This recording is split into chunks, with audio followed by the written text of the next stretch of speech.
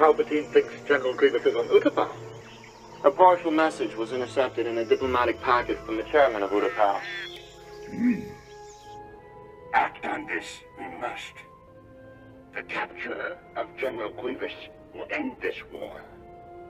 Quickly and decisively, we should proceed. The Chancellor has requested that I lead the campaign. I agree. Aye. Very well, Council of Jedi. Our story begins in the Jedi Council chambers.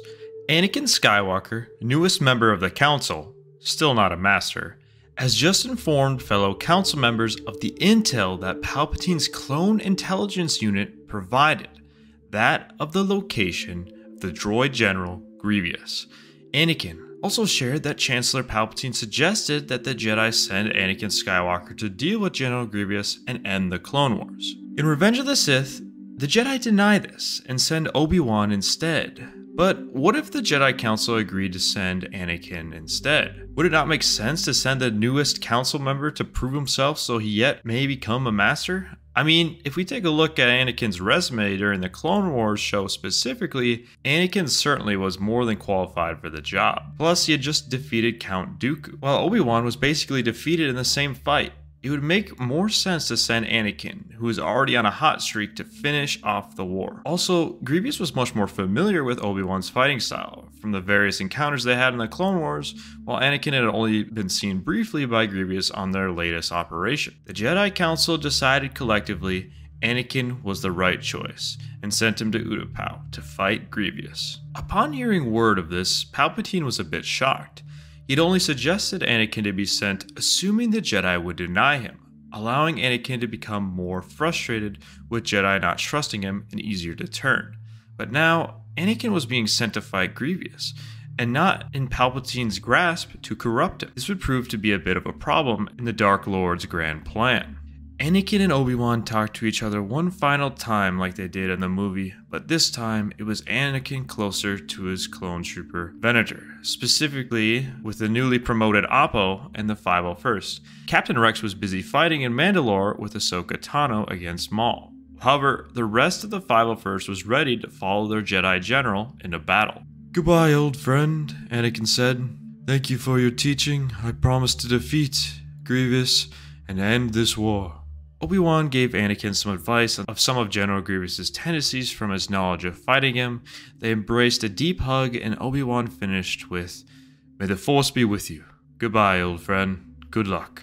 Events continued on a similar path as they did in the movie, but now with Anakin on his way to Utapau with Oppo and the 501st. The plan was always to have the Jedi General sneak in and surprise Grievous, that way he wouldn't have a chance to flee right away at the sight of a Venator-class destroyer. Anakin arrived on Utapau discreetly and advised the Padawan Port Administrator Tion Medon to take his people to cover. Anakin Skywalker rode the boga provided to him to General Grievous' location and dropped down.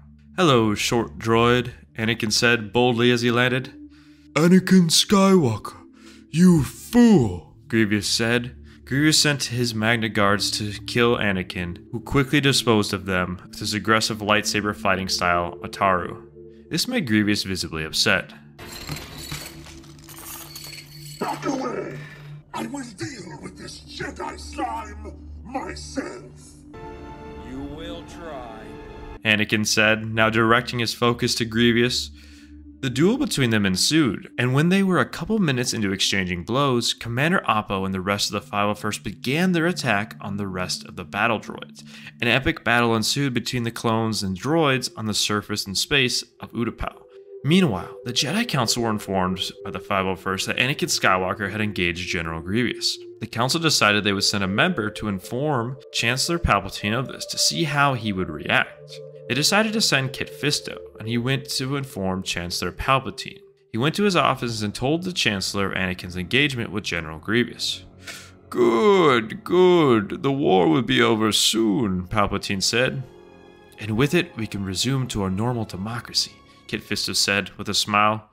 Oh, I don't think so, Palpatine said, and just like that, Darth Sidious snapped, breaking through Kit Fisto's force bubble and crushing his neck. Kit Fisto perished immediately. Palpatine was getting desperate. With Anakin out of his reach and the Jedi showing their trust in him, he would have to continue his master plan without him. He had intended to unleash Order 66 in this moment, with Jedi Masters Yoda, Moody, and other council members spread out. He wanted Anakin here as well, but decided he might not get a better chance to enact Order 66. The Jedi Order was as spread out as it ever had been. Besides, he had already killed one council member, and he gotta start somewhere. Palpatine pulled up his comlink. "Commanders, execute Order 66. Meanwhile, Anakin's fight with Grevious was going well.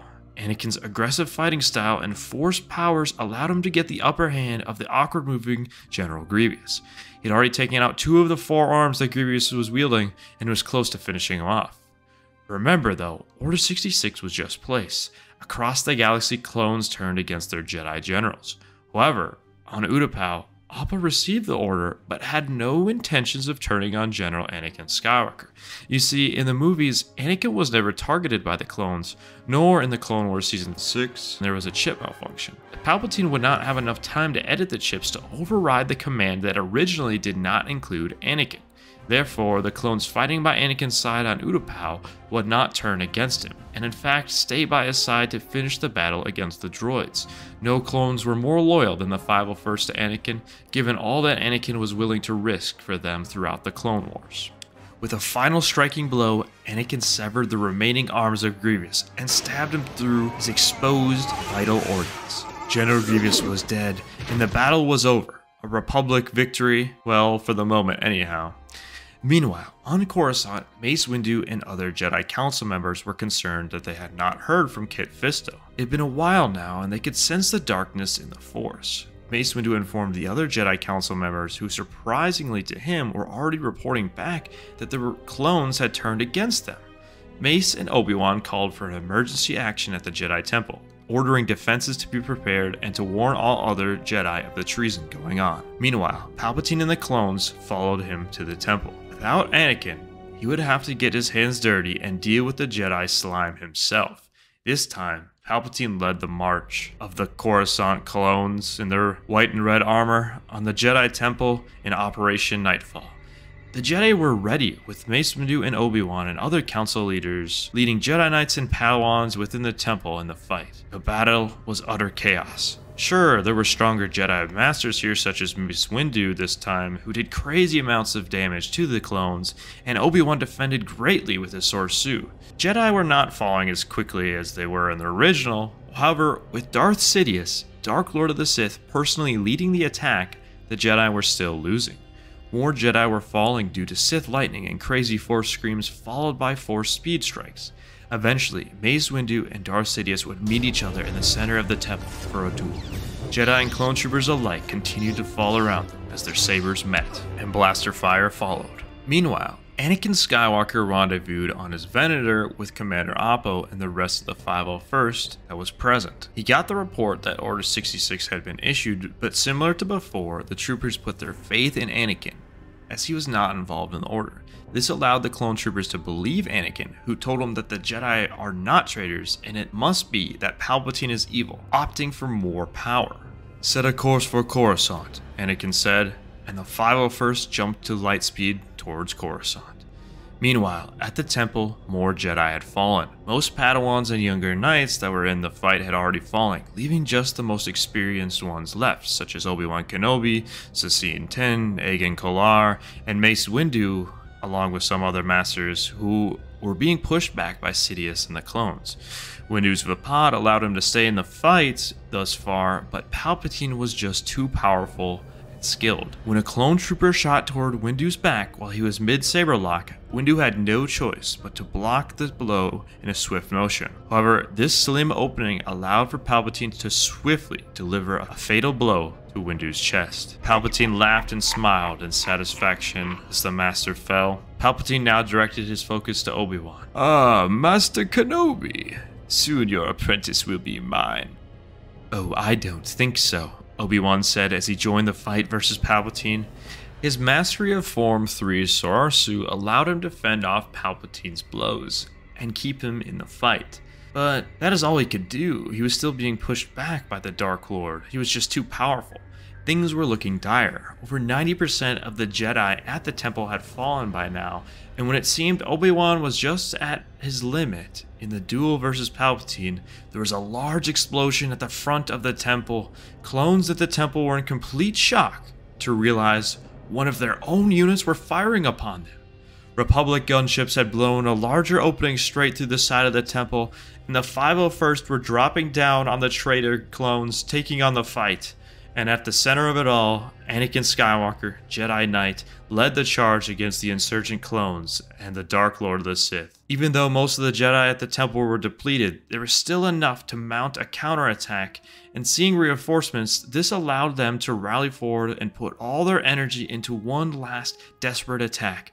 With Anakin and the 501st in the rear, a pincer maneuver was taking place against Sidious and the Coruscant insurgent clones. Anakin cut down many clones with ease, and Sidious, seeing this, only got angrier, especially when he saw Obi-Wan making a mocking smile, now seeing his apprentice stay true to the light and uphold his Jedi oath and faith to the Republic and democracy.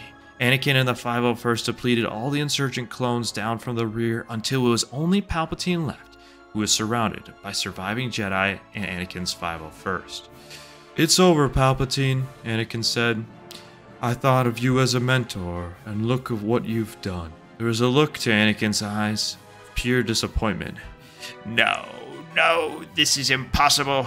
Clone troopers execute Order 66!" Sidious screamed at the 501st, who refused the order yet again. Instead, Commander Appo pointed his blaster at Palpatine. "Stand down, Chancellor," Appo said. "Surrender, Palpatine," Obi-Wan said, pointing his saber towards Palpatine. Sidious laughed and let out a wave of Force lightning in a desperate attempt to kill all the Jedi around him and escape.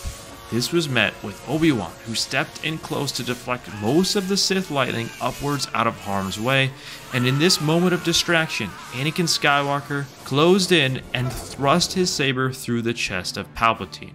Darth Sidious, the Dark Lord of the Sith, was no more. Operation Nightfall had failed, although many Jedi had perished. Obi-Wan and the remaining Jedi Council members swiftly took control of the Republic temporarily to ensure a peaceful transition of power. The remnants of the 501st focused on reaching out to other clones across the galaxy to explain that Order 66 was treason and to shut down the Order. The Chancellor, in reality, was the Dark Lord of the Sith behind the war. It was hard for the clones at first, but with the Chancellor dead, it was easier for them to stop the Order. However, most of the damage had already been done. Most Jedi in the field were taken out in the moments when the Order came through. A large sense of regret and remorse swept across the clones across the galaxy. Many became frustrated and hated themselves for the actions that they had committed. Ahsoka Tano eventually turned up at the Jedi Temple with Captain Rex. Anakin and Ahsoka shared a deep hug, tears streaming down from Ahsoka's eyes as she hyperventilated, explaining that Maul had told her that Anakin was to bring the fall of the Republic and turn to the dark side. Ahsoka was so happy to see Anakin safe and still in the light side. The other Jedi who had survived, obviously distraught at first by the clones' actions, came to forgive them. The Jedi didn't hold grudges. You see, it was discovered by Ahsoka and Rex that the inhibitor chips inside the clones caused them to act against their will and even kill the Jedi. Surviving and hiding Jedi were found and brought back to the temple, including that of Grand Master Yoda, who had survived Order 66. Rebuilding had commenced with much work that had to be done. One of the first acts of the remaining council members was to make Anakin Skywalker Jedi Master for his bravery during the Clone Wars, battle against Grevious, but most importantly, to his service and staying true to the Jedi and bringing balance to the Force. The Separatist key remaining leaders would be found and meet with key Jedi and Republic leaders, where it was revealed that Palpatine had started the war in the first place, playing the lead for both sides as the secret Sith. Negotiations were made to bring more fairness to separatist systems that felt neglected enough to leave the Republic in the first place, with policies to support these systems along with other star systems that were touched by the Clone Wars. Padme would go on to have the twins Luke and Leia, with Anakin at her side at Naboo. With him being there, she would survive childbirth, and the kids would be both healthy and Force sensitive like their father. She was happy, and although their marriage was still a secret, they still had each other. Their love deepened. Anakin, now a Jedi Master, would go on to use his powers for good across the galaxy. He would go on to free slaves and commit other chivalrous tasks. He was given a lot more freedom now being a master, and quite frankly, the main reason the Jedi won the war versus the Sith. He was revered as a legend by citizens and Jedi alike across the galaxy for his acts of greatness.